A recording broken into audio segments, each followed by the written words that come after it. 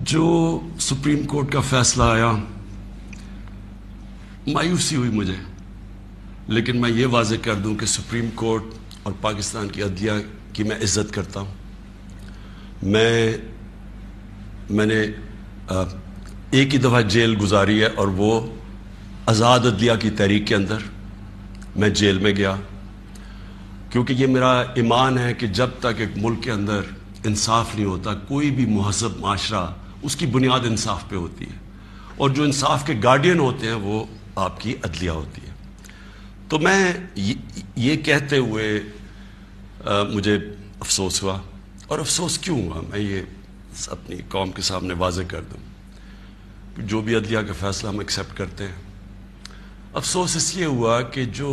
Deputy speaker نے جو assembly پروگ کی تھی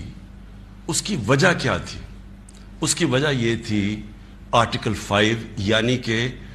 بیرونی مداخلت ہوئی تھی پاکستان کے عدم اعتماد پہ۔ تو میں یہ چاہتا تھا کہ سپریم کورٹ کم از کم اس کو دیکھتا تو صحیح، یہ بڑا سیریس الزام ہے کہ ایک باہر سے ملک آپ کے اندر ایک پوری سازش کر کے ایک گورنمنٹ کو اس کے خلاف سازش کر کے اس کو گراتا ہے۔